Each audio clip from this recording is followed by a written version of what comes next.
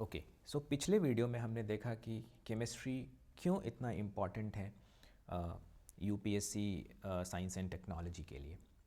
सो आज के वीडियो में और आने वाले जो अगला वीडियो होगा हमारा, उसमें हम लोग केमिस्ट्री का जो मोस्ट फंडामेंटल कॉन्सेप्ट है उसकी बात करेंगे।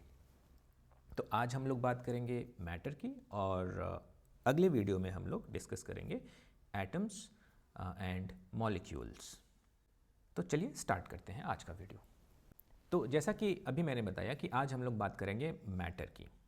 मैटर क्या होता है and different states of matter जो हैं उनकी हम लोग बात करेंगे। So let us see what is matter. Matter क्या होता है? ऐसी सभी चीज़ें जिनका कुछ मास हो और जो कुछ स्पेस ऑक्युपाई कर रहे हों अपने सराउंडिंग का, उसको हम मैटर कहते हैं। सो फॉर एग्ज़ाम्पल हम लोग मैटर हैं क्योंकि हमारा कुछ मास है और हम कुछ स्पेस ऑक्युपाई कर रहे हैं।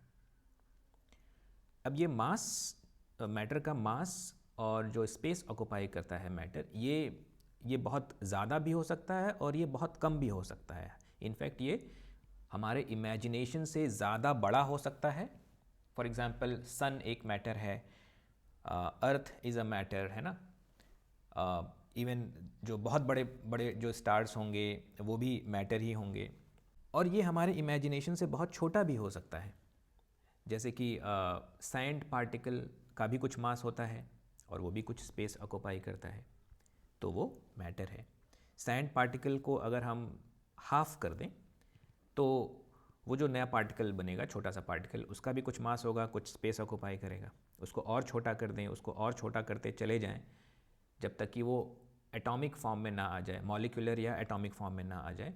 और वो जो एटम या जो वो मॉलिक्यूल या जो एटम होगा वो भी, उसका भी कुछ मास होगा, बहुत कम होगा बट होगा मास, वो भी थोड़ा सा स्पेस ऑक्युपाई कर रहा होगा, तो वो भी मैटर है। एटम भी मैटर है। इनफैक्ट एटम से छोटा अगर उसको कर दें, जैसे इलेक्ट्रॉन, प्रोटॉन्स, न्यूट्रॉन्स, इनकी जब हम बात करें तो उनका भी कुछ मास होता है और वो भी कुछ स्पेस ऑक्युपाई करते हैं। Hence they are also matter, है ना। तो बहुत छोटे से छोटा पार्टिकल जिसका मास हो और वो स्पेस ऑक्युपाई कर रहा हो, तो उसको हम मैटर कहते हैं। ठीक है। एक बहुत इंपॉर्टेंट प्रॉपर्टी है मैटर की, which is called gravity. Which is called gravity. इसको फिज़िक्स में हम लोग जब फिज़िक्स बेसिक्स स्टडी करेंगे तो ग्रेविटी को और एक्सप्लेन करेंगे। अभी के लिए ग्रेविटी आप लोगों को इतना तो पता ही होगा कि ग्रेविटी क्या होती है। जो जो अर्थ फोर्स लगाता है हमारे ऊपर, दैट इज़ कॉल्ड ग्रेविटी। जिस फोर्स से अर्थ हमें अपनी तरफ खींचता है, अपने सेंटर की तरफ अट्रैक्ट करता है, वो ग्रेविटी होती है। और हर एक मैटर की ये प्रॉपर्टी होती है ग्रेविटी। मतलब उसके हर एक मैटर के पास ये कैपेबिलिटी है to apply force, attractive force on another matter. ठीक है। तो हर एक मैटर एक दूसरे को इस फोर्स से खींचते हैं। ग्रेविटी तो अर्थ के रेस्पेक्ट में जनरली हम लोग ये वर्ड यूज़ करते हैं। जो जनरल वर्ड है that is called gravitational force. Gravitational force ये एक जनरल वर्ड है। ये किसी भी दो मैटर के बीच में हम लोग यूज़ कर सकते हैं। और ग्रेविटी को मोस्टली अर्थ के रेस्पेक्ट में यूज़ करते हैं। दोनों ही इक्विवेलेंट हैं। तो मैटर की ये एक इम्पॉर्टेंट प्रॉपर्टी होती है ग्रेविटी। और मैटर की जो एक बहुत बेसिक और फंडामेंटल डेफिनेशन है वो है anything that has mass and occupies space. Anything that has mass and occupies space, so called matter, है ना। ये बहुत ही बेसिक फंडामेंटल डेफिनेशन है मैटर की।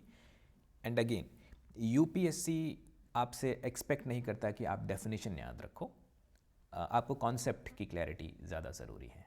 तो किसी भी चीज़ का पास अगर मास है ना, और वो स्पेस ऑक्युपाई कर रहा है, मास होगा तो स्पेस तो ऑक्युपाई कर ही रहा होगा, दैट इज़ कॉल्ड मैटर।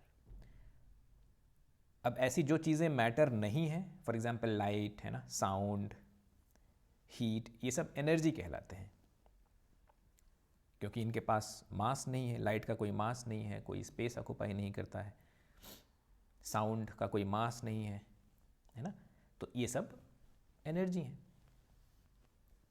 तो matter has mass and occupies space.